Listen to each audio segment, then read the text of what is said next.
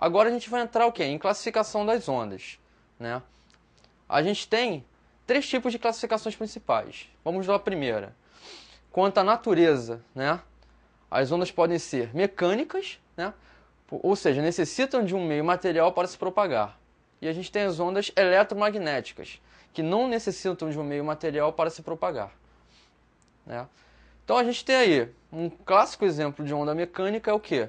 A onda sonora, né? Que a gente viu lá antes. A onda que chega até os nossos ouvidos. O que ela precisa? Ela precisa do meio, né? Esse meio é o quê? É o próprio ar, né? Que propaga o quê? Vai propagando as ondas sonoras, né? Por pressão.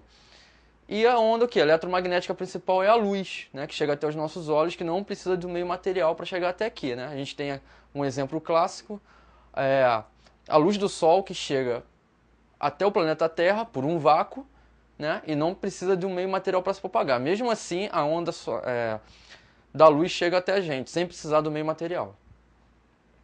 Então, a gente tem o segundo tipo de classificação, né? Quanto à forma de propagação. A gente tem as ondas transversais, né? Ou seja, tem direção de propagação perpendicular à direção de vibração. E a gente tem o quê? Ondas longitudinais, ou seja, direção de propagação na mesma direção de vibração, né? Ou seja, ou paralela. A gente pode exemplificar isso também como uma mola, né?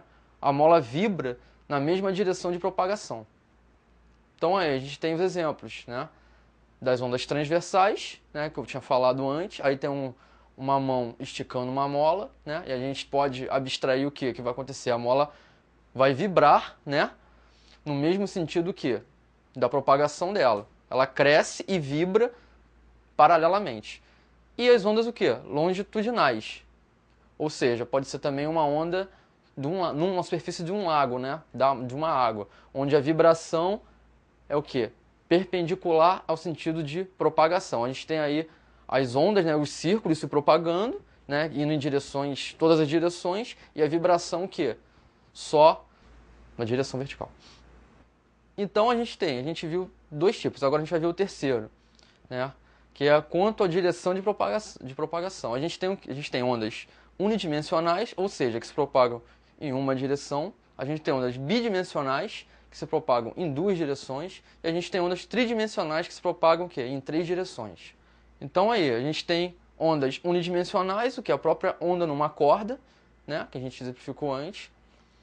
Um exemplo bom também de ondas bidimensionais seria o quê? A onda na superfície da água, do lago, né? E as ondas tridimensionais, que são o quê? As ondas sonoras que chegam até os nossos ouvidos. Então a gente tem aí bastante informação agora, né? Então a gente tem, na classificação das ondas, 3 modos de a gente classificar elas, né?